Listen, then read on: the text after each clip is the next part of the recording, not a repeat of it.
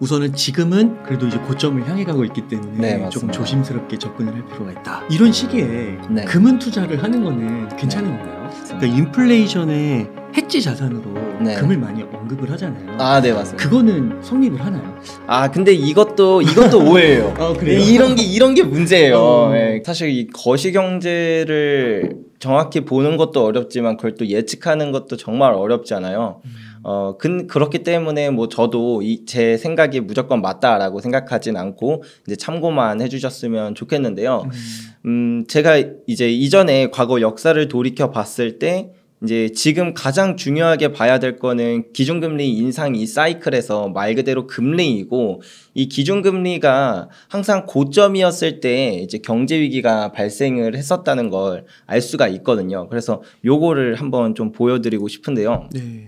빨간색 부분은 우리나라 코스피 지수에 이제 경제 위기가 발생했었던 시기를 기록한 것이고, 노란색은 이제 이 전 시기에 이제 미국의 경기 침체 시기를 다 표시한 거예요. 그리고 여기서 파란색 선이 바로 기준금리인데, 보시면 아시겠지만 기준금리가 최고점이었을 때 그리고 최고점을 아주 살짝 지난 그런 시점에서 이제 보통 경제 위기가 발생했다는 것을 알 수 있기 때문에 물론 지금의 기준금리가 고점이다라고는 말할 수 없겠죠. 이제 9월에 FOMC에서도 한 번 더 올릴 거고 그 이후로도 조금 더 금리를 올릴 수 있는데, 어쨌든 우리가 지금 주목해야 될 것은 기준금리의 고점이 어딘가, 그리고 이 고점이 온다면 경제 위기에 대해서 좀 준비해야 될 시기가 아닐까라고 이렇게 생각을 해서 좀 그런 식으로 판단을 해보고 있습니다. 그러면 지금은 조금 조심해야 될 시기로 보시는 건가요? 아, 예, 맞습니다. 이게 기준금리의 고점을 그럼 어떻게 맞추냐, 이것도 사실 쉬운 문제는 아니잖아요. 그래도 제가 그나마 조금이라도 유추할 수 있게끔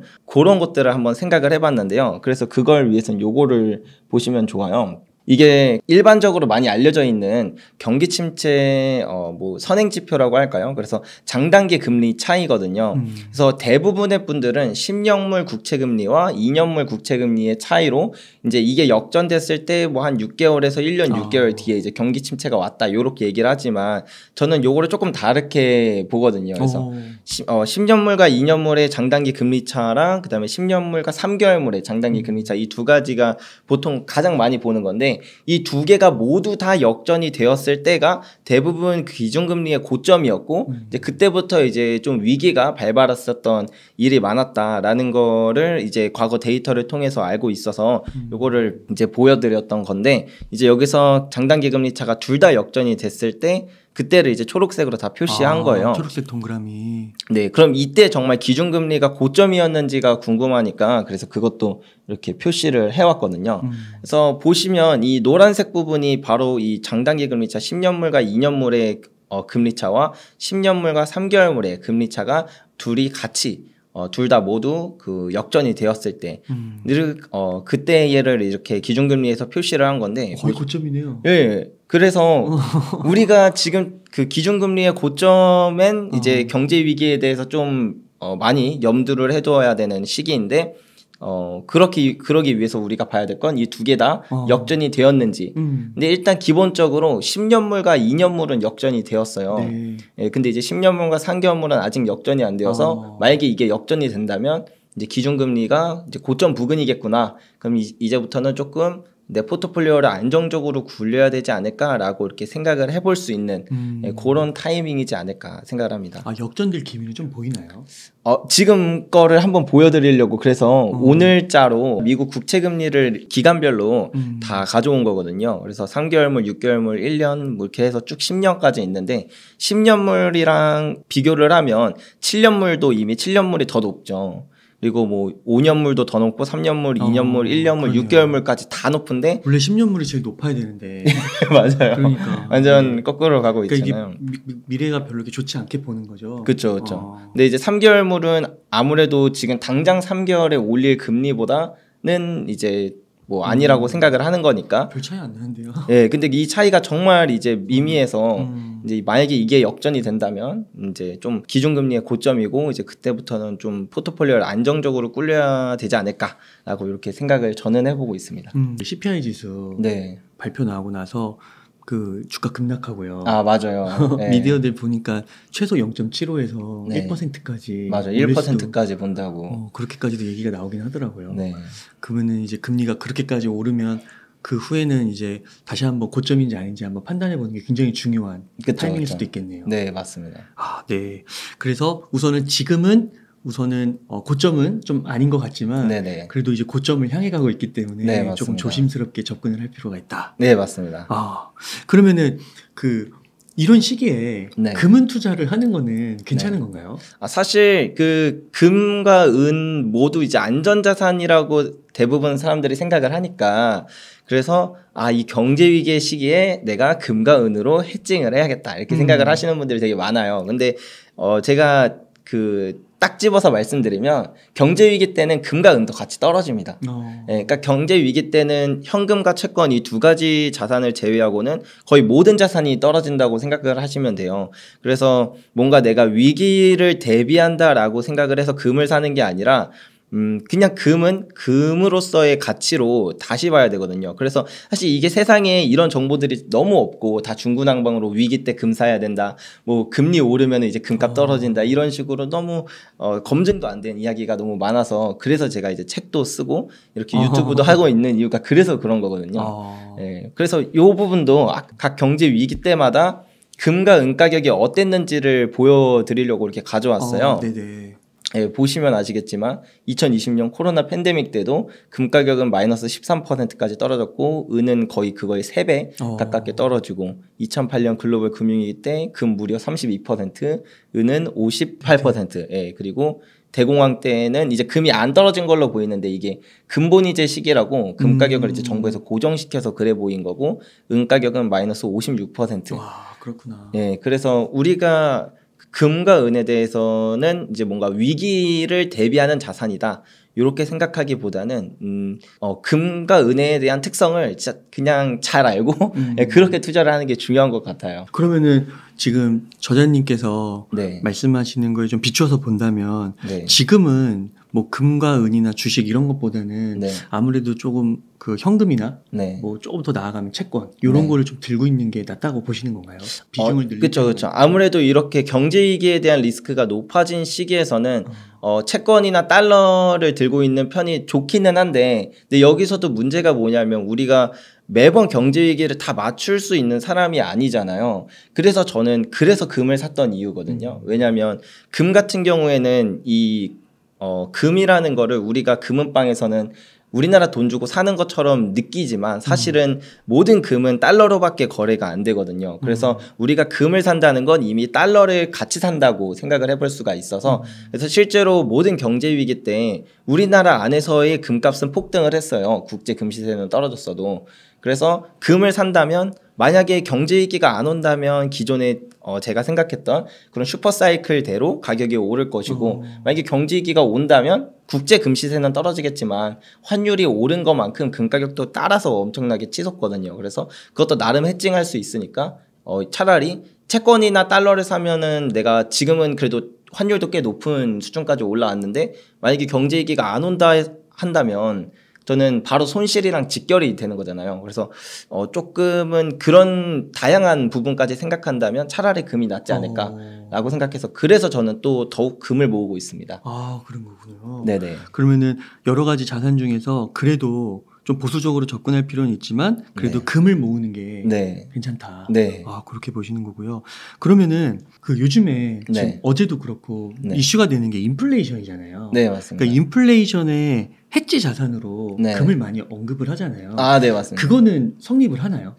근데 이것도 오해예요. 그래요? 이런 게 문제예요. 네, 그러니까 인플레이션 해지 자산이다. 금은 인플레이션 해지 자산이다 하는데 사실 반은 맞고 반은 틀려요. 아, 그래요? 네. 그래서 옛날에 워렌 버핏도 그랬나? 누가 그랬는지 모르겠는데 뭐 금이 인플레이션을 꼭 해지하는 건 아니다. 막 그런 식으로 얘기를 했었거든요. 근데 그 말이 진짜 맞는 게 뭐냐면 인플레이션이 높다 그래서 사람들이 꼭 금을 사진 않는다는 거예요.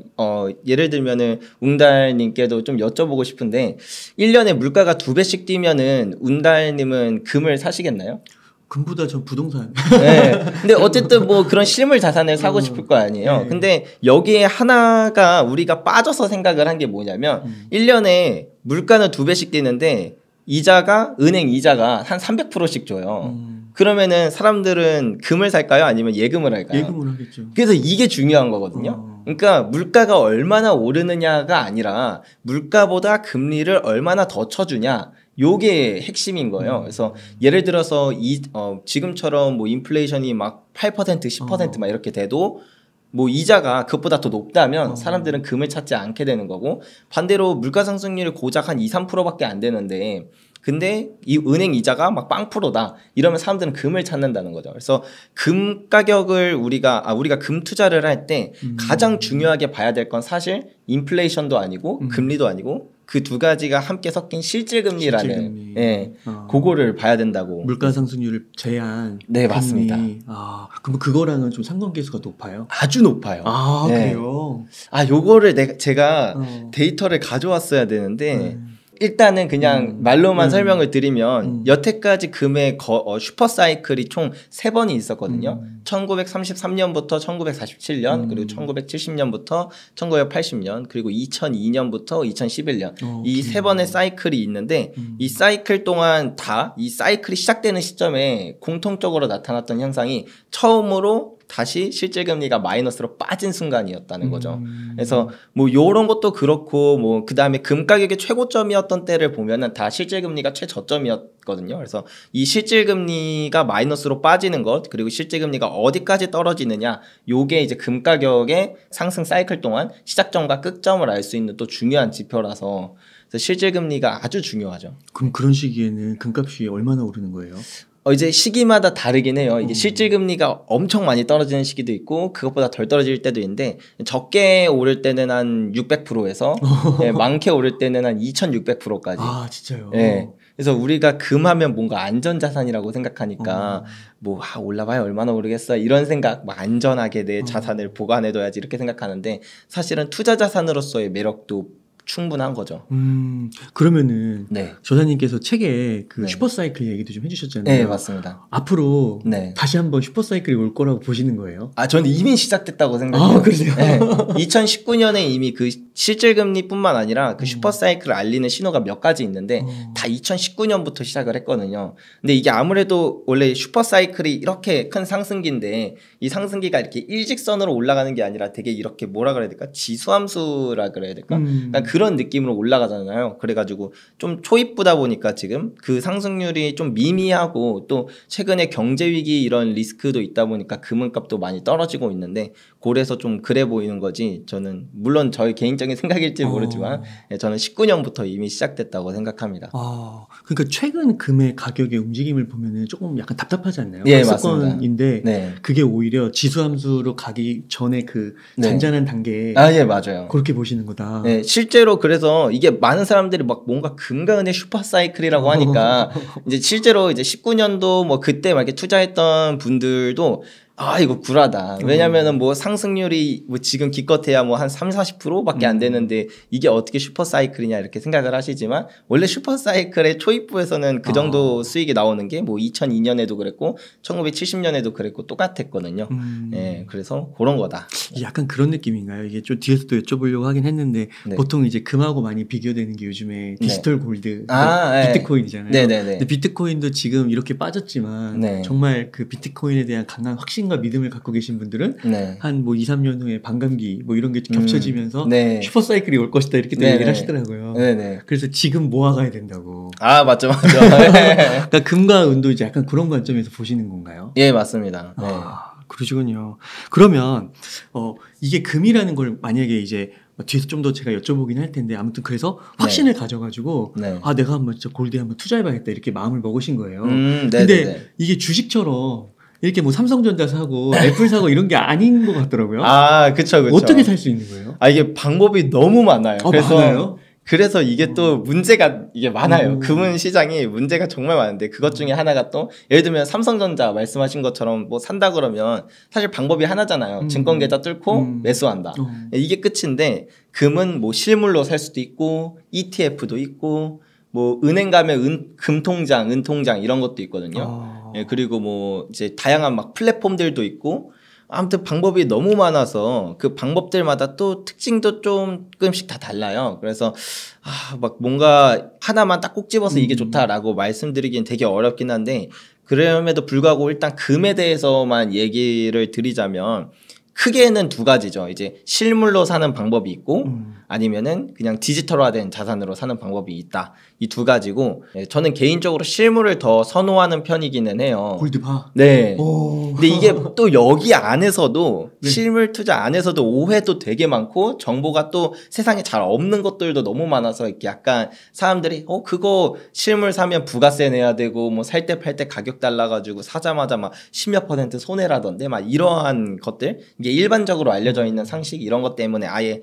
알아보려고 조차 안 하시는 것도 되게 많거든요. 근데 그런 거 없이 진짜 그런 쓸데기 없는 거래 비용 다 없이 실물을 내가 직접 가질 수 있고 또 실물은 이게 그 디지털화된 자산이랑 가격이 좀 다르게 움직이는 것도 좀 있거든요. 그래서 요런 막 여러 가지 이점들을 누릴 수 있는 게 되게 많아서 그래서 실물에 투자하는 방법에 대해서만 조금만 알아도 요런 이점을 누리고 투자할 수 있어서 저는 개인적으로 더 선호드리고요.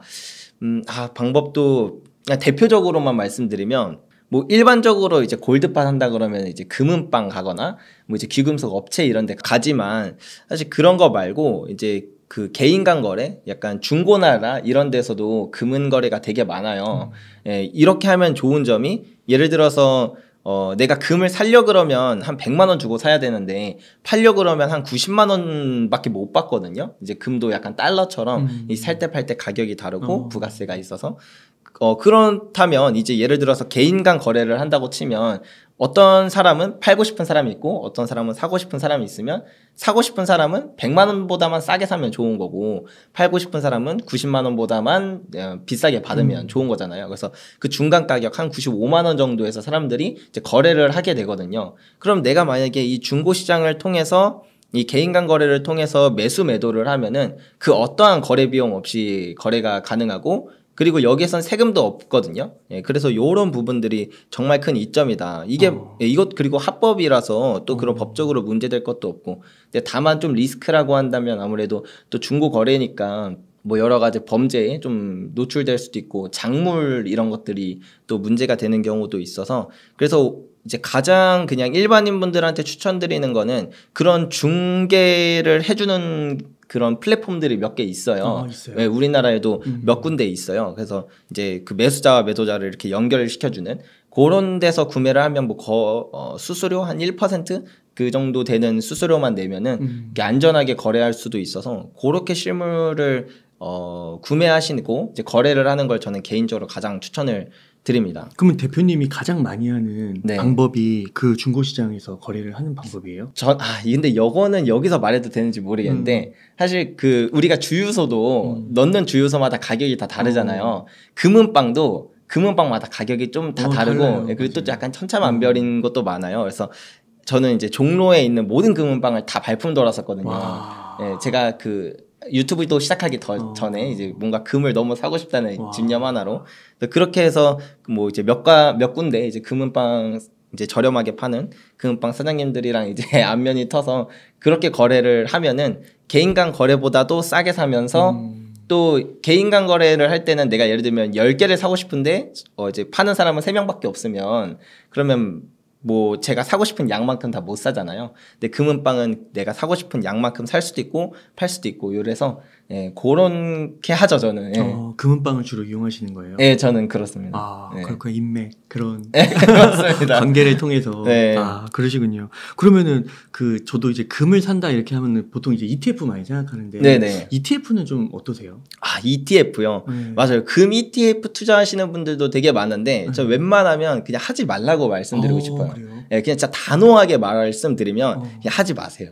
왜냐면 일단 ETF를 하면 수수료가 저렴하긴 해요. 한 0.68%인가? 한 그 정도 되기 때문에 저렴하긴 한데 이게 금은 아까 전에도 말씀드렸다시피 뭐 만약에 내가 그냥 단타 치고 말 거면 상관이 없을 수도 있지만 이렇게 장기 투자를 할 경우에는 진짜 그 상승률이 생각한 것보다는 훨씬 높거든요. 금이라는 자산 자체가. 한번 상승하기 시작하면 그 슈퍼사이클이 오면은 상승률이 되게 생각보다는 크다는 거죠.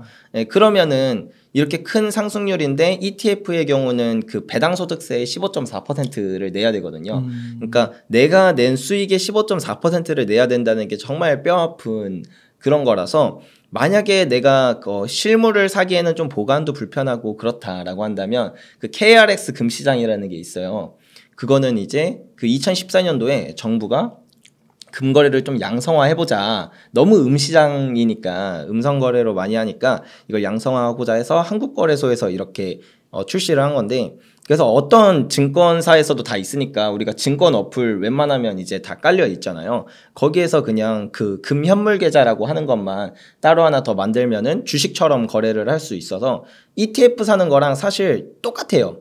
거의 완전히 똑같다고 생각하시면 되는데 수수료는 0.2% 정도 수수료도 더 저렴하고 세금은 아예 없으니까 그러면 이제 ETF를 할 이유 자체가 아예 없어져 버리는 거죠. 그래서 이거는 이제 자산운용사가 들으면 좀 기분 나쁘실지도 모르겠지만 미리 좀 죄송하다고 말씀드리고 싶고 그래도 저는 ETF 할 필요가 없다. 네, 이렇게 말씀드리고 싶어요. 아, 네. 그 지금 말씀해주신 이런 내용들이 책에 좀 실려 있나요? 다 꽉꽉 담아놨습니다. 네. 그러니까 자세한 내용은 그럼 꼭 책을 한번 읽어가지고 확인을 해보면 너무 좋을 것 같고 일단 여기까지 그 정말 다양한 방법이 있는데 우선은 실물을 가장 추천하신다. 네, 맞아요. 그래서 그러면 실물은 집에다가 뭐 이렇게 금고를 놔두고 금발을 이렇게 넣어놓는 거예요? 보통은 이제 금고를 이제 하시는 분들도 계시고 아니면 저처럼 이제 마늘밭 같은 데 좀 묻어 놓는다던가. 아, 진짜요? 땅에 묻어요? 네, 묻어놔야죠. 저만의 이제 보물지도도 있어요. 아, 진짜요? 네, 보물지도 있어요.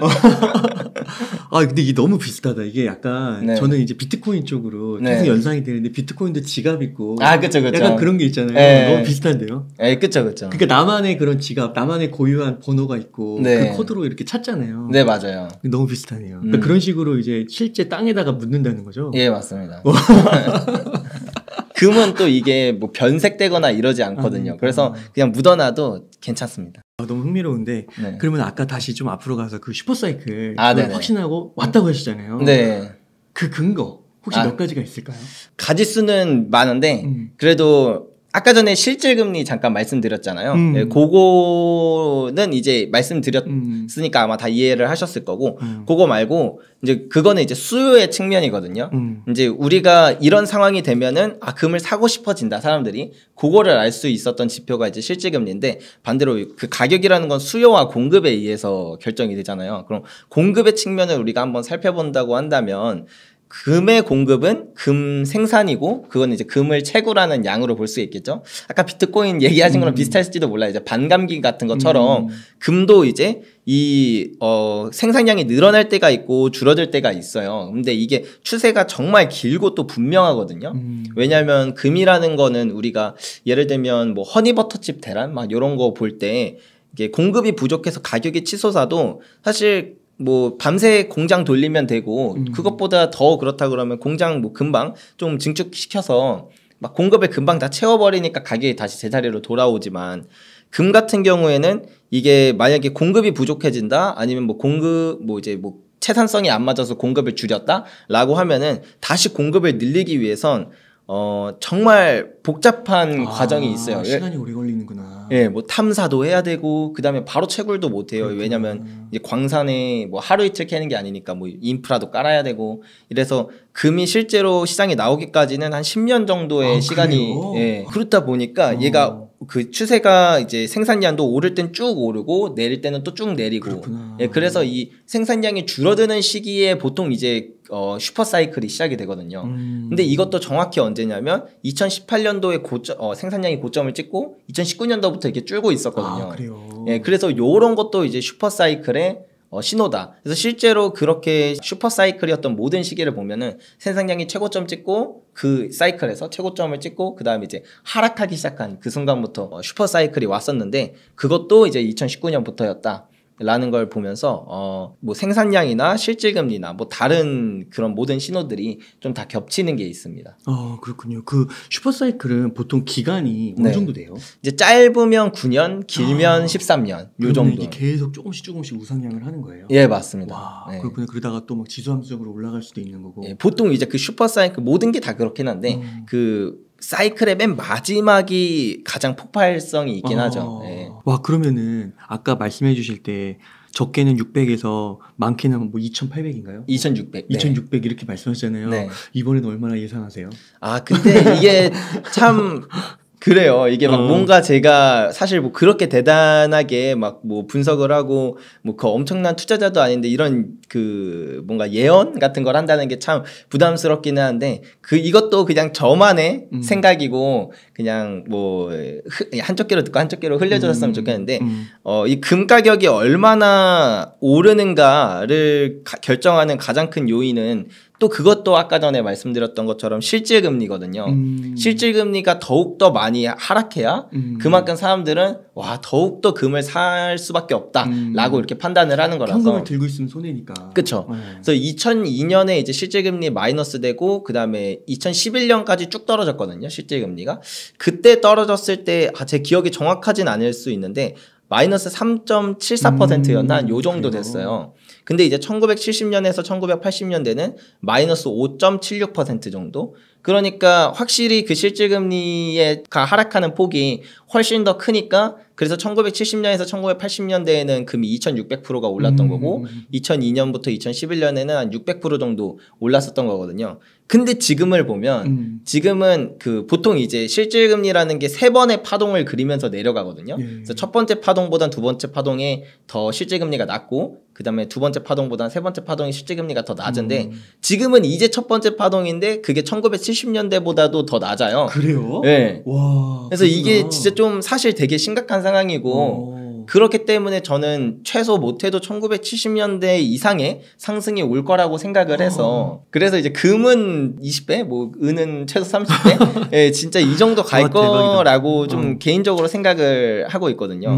그래서 책에서도 제가 사실 바로 전에 슈퍼사이클이 2002년이니까 지금은 뭐 20년 만에 찾아온 뭐 슈퍼사이클이라고 할 수 있는데 저는 왜 굳이 50년이라고 썼냐 하면 실질금리가 1970년대보다도 더 낮은 수준이니까 이 정도의 슈퍼사이클은 50년 만에 왔다.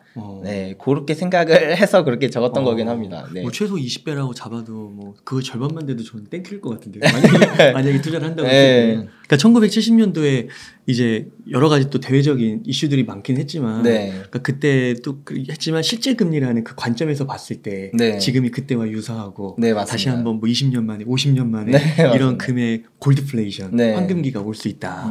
책에 보니까 진짜 돈인 금과 은에 투자할 때라고 이렇게 적어주셨어요. 여기서 저희 진짜 돈이라는 개념이 어떤 정의일까 좀 궁금하더라고요. 저도 요거를 이제 깨닫고 나서 싶었던 거기는 한데 우리가 보통 돈 좀 빌려줘 뭐 돈 써야 돼 이렇게 할 때 생각하는 돈이 뭐 심사인당에 그려진 그 종이나 아니면 뭐 미국 달러나 이런 것들을 많이 생각하잖아요. 이 네이버에 돈이라고 검색을 해보면 사물의 가치를 나타내며 상품의 교환을 매개하고 재산 축적의 대상으로도 사용하는 물건. 그러니까 한마디로 말하면 교환에 쓰이고 그리고 가치 보존 수단이어야 된다라는 뜻이거든요. 근데 여기서 반대로 화폐라고 검색을 하면은 그 재산 축적의 대상으로 사용하는 물건 저 부분이 빠져 있어요. 그래요? 그러니까 가치 보존의 수단으로 쓰이지 않는다는 거거든요. 근데 우리가 가만히 생각해 봤을 때 뭐 원화나 뭐 이런 것들을 뭐 모아둘 수 있겠죠. 당연히 모아둘 수 있겠지만 사실 이 원화를 갖고 있으면 뭐 어떤 화폐든 다 똑같이 사실 인플레이션이 발생하잖아요. 전 세계는.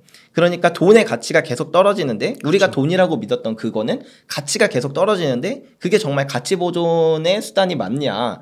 그게 아니기 때문에 실제로 그래서 지난 5,000년의 역사 동안 항상 돈으로서 쓰였던 게 금과 은이었거든요. 금과 은은 단 한순간도 그 가치를 잃어버린 적이 없고 가치 보존의 수단으로서 사용이 되었었기 때문에 진짜 돈은 금이었고 그리고 지금 우리가 돈이라고 알고 있는 그것은 사실은 다 화폐다. 그리고 인류 역사에서 그 어떠한 화폐도 가치가 0에 수렴하지 않은 화폐는 단 한 개도 존재하지 않거든요. 시간이 지났을 때. 네. 그래서 이 화폐라는 거는 그냥 사실 옛날 완전 막 고대 로마 막 이럴 때부터 보면은 어떤 화폐도 없어졌지. 예, 시간이 지나면은 이게 유통이 부족해져요. 점점 유통량이 부족해져서 이제 뭐 처음에는 금화를 썼다 그러면 여기다 막 동을 섞고 막 구리 섞어가지고 나중에는 금이 하나도 없는데 막 금화로 유통되고 막 이러다가 이제 사람들이 이거 아무짝에도 쓸모 없는 거 아니야 이제 생각해버리면 악화가 양화를 구축한다. 네, 맞습니다. 예, 이게 진짜 사실 무한히 반복이 되는 거거든요. 그래서 옛날에는 근본이제였기 때문에 그렇게 유통량이 늘어나도 인플레이션이 막 엄청 발생하거나 하진 않았어요. 그러다 마지막에 사람들이 아차 싶을 때 이제 그 돈의 가치가 0으로 수렴하면서 뭐 하이퍼 인플레이션 이렇게 발생했었던 건데 나라가 망하고. 예. 근데 지금은 그 근본이제가 아니기 때문에 기본적으로 인플레이션을 깔고 가는 이유가 그래서 그런 거죠.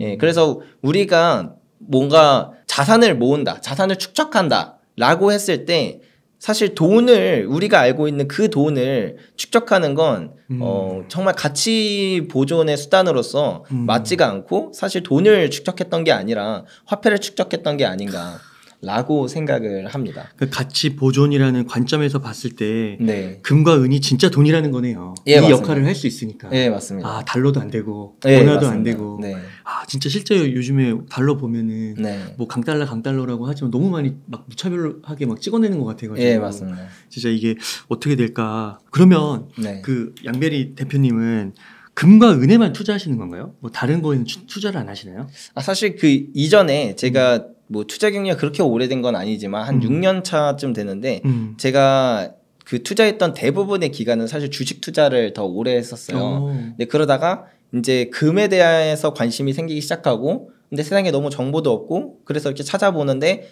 지금 금에 투자하기 너무 좋은 시기다라고 생각을 해서 이제 2019년부터 금 투자를 하게 된 거거든요. 예, 그래서 이제 그때는 이제 금과 은을 좀 주력으로 투자하면서도 간간히 주식 투자도 좀 병행을 하고 했었지만 지금 제가 아까 전에 초반에 말씀드렸던 것처럼 좀 경제위기에 대한 리스크가 점점 높아지는 이 시점에서는 예, 좀 다른 어떤 자산을 갖고 있기가 되게 애매하더라고요. 예, 그러니까 저는 한마디로 말하면 제가 확신하는 자산만 사는 거죠. 그러니까 예를 들면 금 말고도 금이나 은 말고도 제가 그러니까 제가 한 개인으로서 뭔가 확신을 갖고 있는 어떤 자산이 있다. 아, 이 자산이 정말 장기간 큰 상승 모멘텀이 있고 그리고 지금 단기적으로 봤을 때도 큰 리스크까지는 없다라고 한다면 그런 자산도 당연히 편입을 시키겠지만 지금 관점에서는 그게 아직 없는 것 같아서 적어도 이 경제위기에 대한 리스크가 좀 완화된다면 아니면 뭐 경제위기가 한번 발생하고 어느 정도 바닥권에 다다랐다고 제가 나름대로 평가를 한다면 그때는 제가 생각해두고 있는 주식을 좀 살 것 같기는 해요. 그러니까 네. 지금은 위기의 전조가 좀 보이고 위기 네. 상황이니까 네. 금과 은이 최고의 투자 자산이다. 네, 맞습니다. 그렇게 보시는 거고 이게 한번 벌어지고 나면 이제 싹 정리가 한번 되고 이제 그때는 네. 주식이나 뭐 다른 자산에도 투자할 용의가 있다. 네, 맞습니다. 같이 가져가는 거죠. 같이 네. 가져가는 거죠. 아, 그러니까 이게 금과 은의 무조건적인 몰빵이 아니시군요. 아, 예, 맞습니다. 하나의 자산 배분인데 지금은 금과 은의 비중을 높이시는 거다. 네, 맞습니다. 아, 그렇게 말씀을 하시는 거고. 그러면 그 2019년부터 네. 금은 투자를 이렇게 시작하셨다고 했는데 네. 제가 볼 때는 되게 독특하거든요. 금은에 투자를 한다는 게. 아, 네. 그리고 이제 이렇게 책도 쓰신 보통 책을 보면은 금은 투자 이런 게 많이는 없잖아요. 네, 거의 없죠. 거의 없잖아요. 네. 우리나라 책은 거의 없는데 지금까지 그래도 한 3, 4년 이렇게 투자를 해오셨는데 네. 흔들리는 순간 없으셨어요? 일단 저는 진짜 단언컨대 단 한 번도 없었고요. 예, 그러니까 그 슈퍼사이클이라는 확신도 있을 뿐더러 그냥 기본적으로 제가 장기간으로 이렇게 투자를 했을 때 어쨌든 뭘 투자하든 확신을 갖고 투자를 해야 되는 거잖아요. 그 자산이 일단 걔밖에 없으니까 어쨌든 얘를 사야만 하는 거예요. 그리고 나중에 확신이 드는 자산이 나왔을 때 이 확신이 드는 자산들로 이제 제 자산을 이제 배분을 해서 포트폴리오의 안정성을 꾸려가야 되는 거랑 뭐 어차피 대안이 없었어요.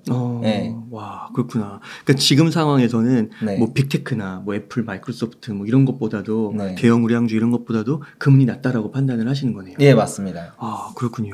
그러면은 비트코인 한번 여쭤볼게요. 아, 네네. 비트코인은 좀 어떻게 생각하세요? 디지털 골드? 저도 뭐 사실 그 비트코인이 등장한 그 계기도 너무 좋은 계기이고 또 거기를 그 비트코인을 뿐만 아니라 암호화폐를 이제 기반으로 하는 그런 블록체인 기술들 그런 것들 뭐 그다음에 스마트 컨트랙트 이런 것들은 너무 좋은 기술이고 앞으로도 정말 미래가 유망하다라고 생각을 해요. 근데 다만 이 비트코인이 정말 투자 가치로서 얼마나 있느냐라고 생각했을 때 저는 물음표다. 그러니까 이게 없다라기보다는 진짜 말 그대로 물음표다라서 투자를 못하는 거고요. 네.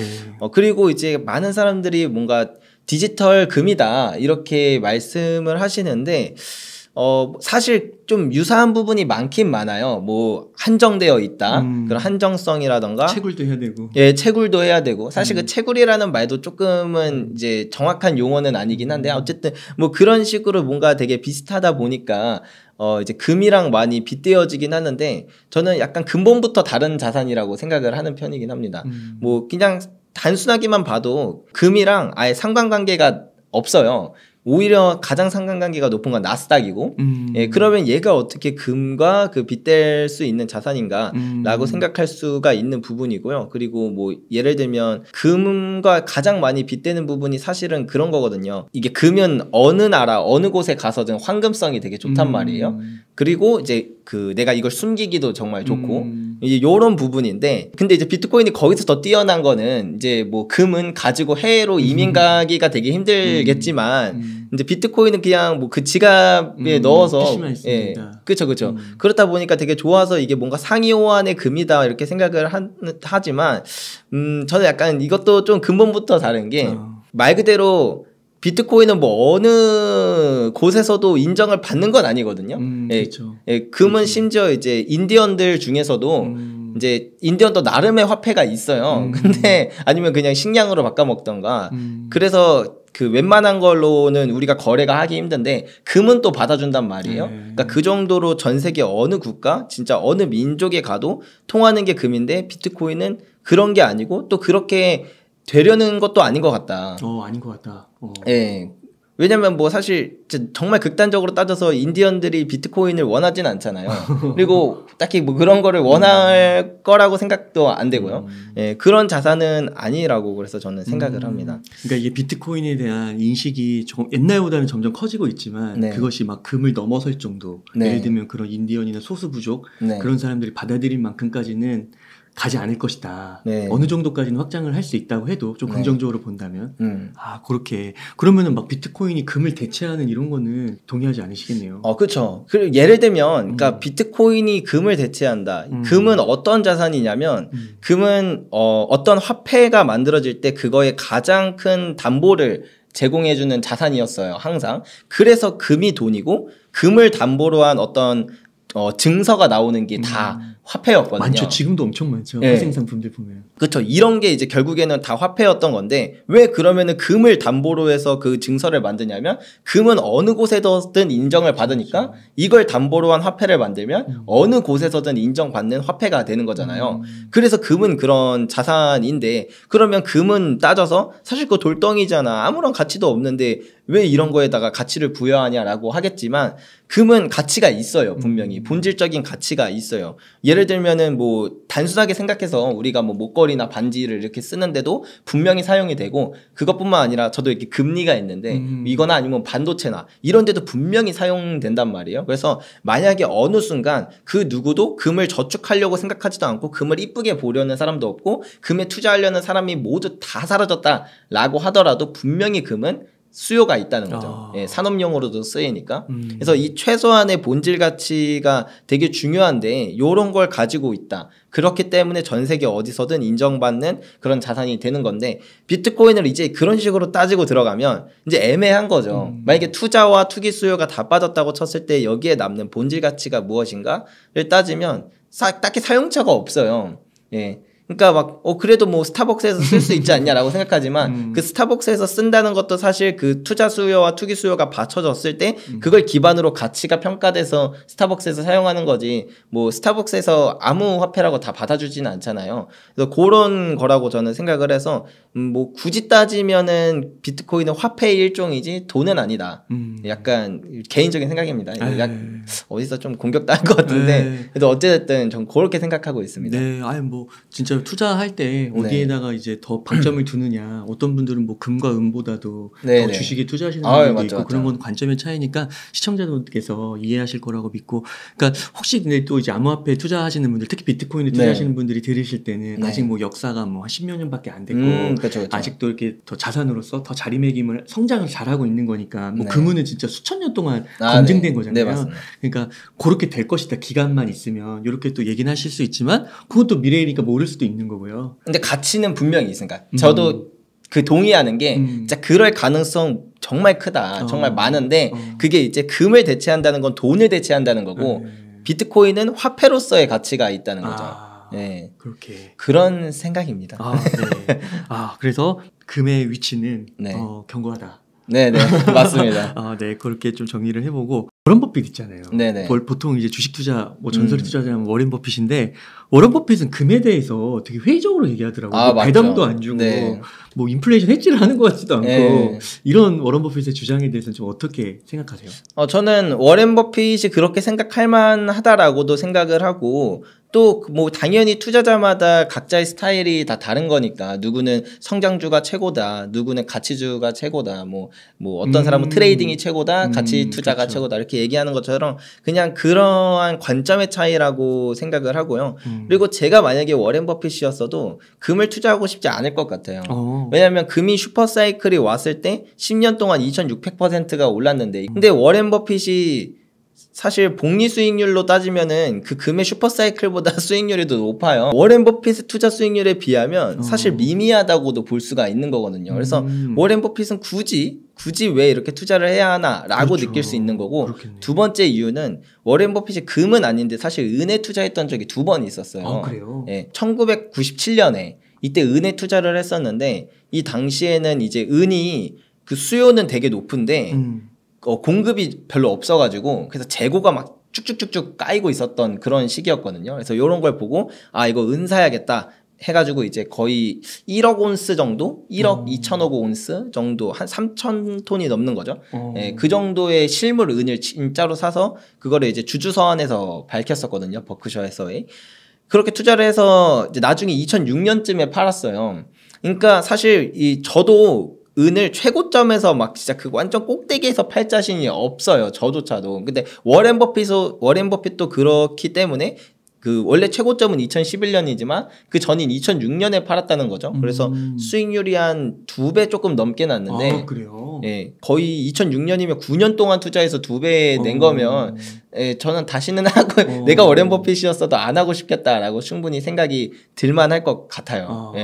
그런 또 역사가 있군요. 네. 그러면은 금은에 아까 이제 전반부에서 얘기해 주실 때 금과 금에 대해 투자할 때 그 거래소나 뭐 중고시장이나 아니면 금은방 같은 데 가서 실물 발을 사는 거, ETF를 사는 거 뭐 이런 것들을 소개해 주셨잖아요.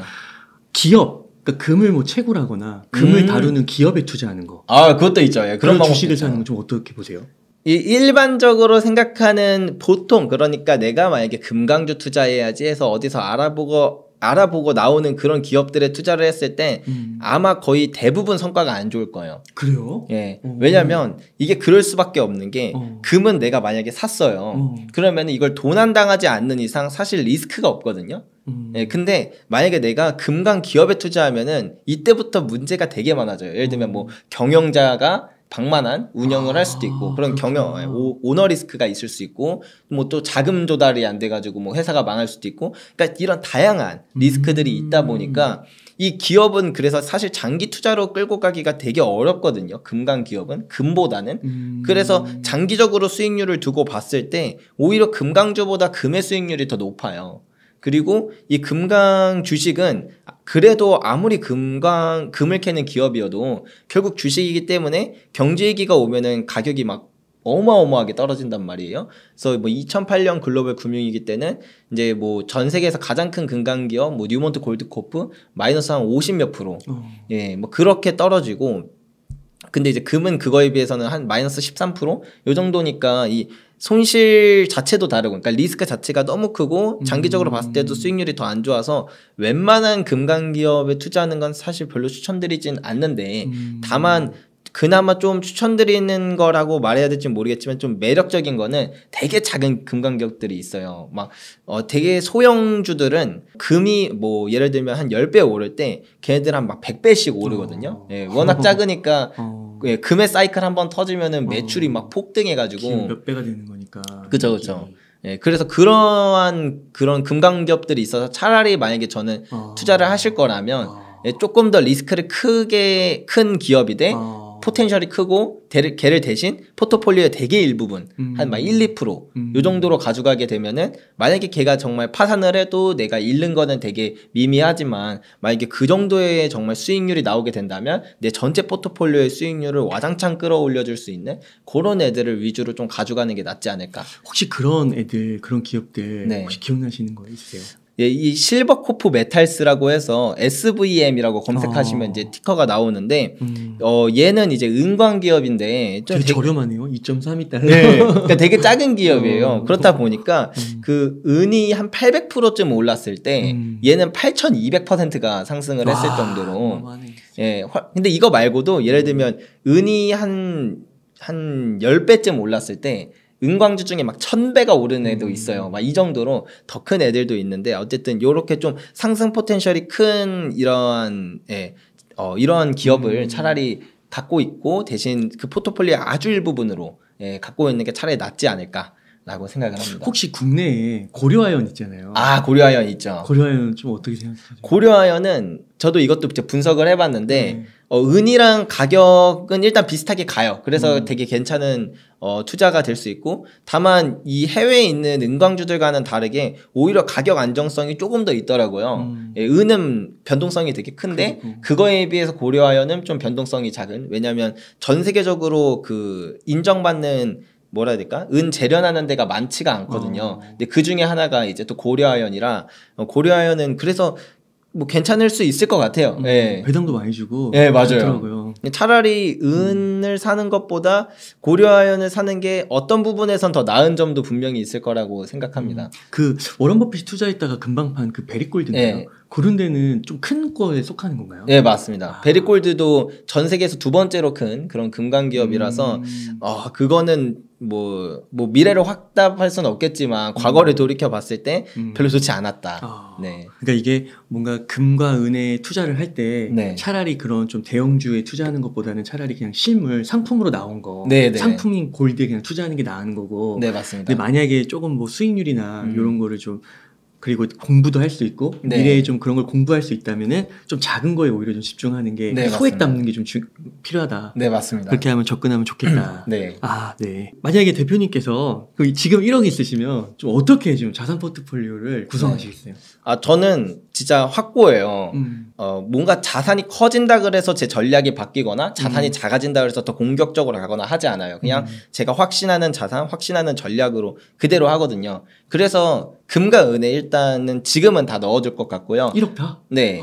왜냐면은 다양한 것들을 저는 매일 생각하는데 아무리 생각해도 지금 저의 결론에서는 여기에서 다른 걸 담기가 애매해요. 다. 그래서 금과 은으로 갈 건데 다만 그 단기적으로 경제위기에 대한 리스크가 좀 높아지고 있는 시점이다 보니까 은보다는 금의 비중을 조금 더 높게 그래서 한 6대4 금과 은의 비율을 한 6대4 정도로 좀 담지 않을까 싶습니다. 아, 지금 약간 이제 경제 위기나 이런 게 있으니까 변동성이 은은 너무 크니까 요렇게 되면 좋은 게 만약에 경제위기가 진짜 만약에 온다 안 오면 상관없는 거고 둘 다 어차피 가격 똑같이 가니까 안 오면 상관없는 거 만약에 온다라고 치면은 그 환율이 폭등하니까 우리나라 안에서의 금 가격도 같이 폭등을 하거든요. 근데 은은 하락률이 워낙 높다 보니까 가격이 우리나라 안에서도 꽤 많이 떨어져요. 그러면은 가격이 높아진 금으로 팔아. 예, 그다음에 싸진 은을 더 많이 살 수 있는. 야, 거기서 자산 배분이 들어가네요. 예, 맞습니다. 예, 요렇게 할 수 있는 또 그게 기회가 될 수 있어서 예, 요렇게 배분을 할 것 같습니다. 와, 그럼 지금 진짜 1억이 딱 있으면 금과 은에만 들어가시는 거예요? 예, 맞습니다. 와, 주식, 채권, 현금, 뭐 달러 이런 게 아니라 구리 뭐 이런 거 아니에요? 네네네. 그렇구나. 와, 금과 은. 그럼 금과 은이 네. 지금 가격은 적당하다고 보세요? 너무 말도 안 될 정도로 저평가되어 있다고 생각해요. 와, 그래요. 네. 왜냐면 이것도 뭐 비트코인도 비슷한 게 있긴 한데 그 채굴하는 데 드는 비용이 있잖아요. 그러니까 그 채굴할 때 나오는 비용이 안 되면 금강 기업들이 금을 생산을 안 해요. 그렇죠. 네. 근데 이 채굴 특히 은이 제일 심한데 은은 지금이 한 18달러인가 19달러인가 그럴 거예요. 지금 은 가격이. 근데 이 채굴 비용이 20달러 이하에서 뭔가 채산성이 나오는 그런 기업이 거의 없을 정도로 이 지금 애초에 이 채산성이 안 맞고요. 그래서 은 가격은 무조건 올라가야만 한다고 이제 보여지고 금 같은 경우에는 한 채굴 비용이 1,400달러에서 1,500달러 정도 되는데 그러면은 지금 가격이랑 200달러밖에 차이가 안 나거든요. 그러니까 마진율이 적으면 또 금강 기업들이 안 하죠. 왜냐면 세금도 내야 되고 그렇죠. 인건비도 내야 되고 해야 되는데 오를 수밖에 없겠네요. 네, 그래서 그런 부분 때문에라도 지금이 너무나도 또 단기적으로 봐도 저평가되어 있는 게 아닌가 네, 싶습니다. 야, 이게 진짜 비트코인하고도 너무 구조가 비슷해서 비트코인이 만들어질 때 이 금의 그런 생산 방식이나 금 가격이나 화폐로서의 본질 이런 걸 많이 좀 차용하고 좀 그런 게 아닐까, 벤치마킹 했던 게 아닐까. 그랬을 수도 있죠. 예. 혹시 이제 전반적인 질문을 이렇게 한번 다뤄봤는데 좀 미처 말씀하고 싶으셨는데 못하신 그런 것들이 혹시 있으실까요? 이 금과 은뿐만 아니라 내가 어떠한 자산에 투자를 하더라도 반드시 횡보기도 거쳐야 되고 중간중간에 조정기도 분명히 찾아올 거예요. 네. 그래서 어떤 자산에 투자를 하더라도 이런 건 분명히 있는 거고, 그리고 그러한 기간 동안 사실 대부분의 투자자들이 다 떨어져 나가게 되거든요. 그렇죠. 그래서 저는 가장 중요한 거는 첫 번째로는 이 자산에 내가 왜 투자해야 되는지 알아야 되는 건데, 두 번째는 이 자산이 그러니까 과거를 돌이켜봐서 최대로 만약에 내가 정말 최악의 순간에 얼마까지 손실을 날 수 있는 자산인지, 그리고 그런 조정기를 거치면 최대 얼마까지 버텨야 되는 시기가 나한테 찾아올 수 있는 건지 이런 것들을 알아볼 필요가 있다. 금과 은 같은 경우에는 그게 최대 3년까지도 그런 조정기가 얼마든지 올 수 있는 자산이기 때문에 그런 것들을 충분히 인지하고 가야 또 매 맞을 때도 나 이제 때린다라고 하고 알고 맞는 게 좀 더 덜 아프지 않나요? 예, 그런 것처럼 예, 그렇게 알고 가는 게 나을 것 같다고 생각을 해서 이런 부분 미리 한번 말씀드려보고 싶었습니다. 네. 금과 은 투자에 대해서도 한 번쯤 그냥 여러분들이 그냥 들어보셨으면 좋겠고, 만약에 지금 당장이 아니더라도 언젠가는 또 금과 은 투자에 대해서 좀 알아보고 싶다라고 생각이 드셨을 때 분명히 도움이 될 수 있는 내용들로 꽉꽉 채웠으니까 네, 영상 재밌게 봐주셨으면 좋겠고 또 책도 읽어주셨으면 좋겠습니다. 그러니까 제가 듣기로 이 금에 대한 책이 거의 없고, 그 다음에 이 책을 쓰시는데 안에 보니까 데이터가 너무 많더라고요. 네, 맞아요. 논문까지도 막 찾아가시면서 읽으셨다고. 네, 다 읽었어요, 논문.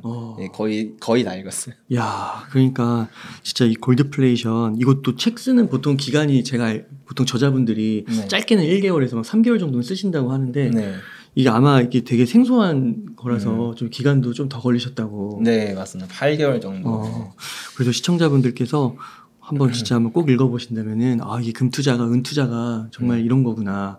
그리고 아까도 제가 되게 감명 깊었던 게, 이게 금과 그걸 단지 투자 자산으로 바라보는 게 아니라 화폐의 역사, 진짜 돈이라는 그런 관점에서 한번 역사를 훑을 수 있다는 거. 그런 것도 굉장히 큰 투자할 때 인사이트를 주지 않을까. 네, 그런 걸 좀 느끼게 되었습니다. 예, 대표님 감사드립니다. 그러면 제가 마지막 멘트 하고 마치도록 하겠습니다.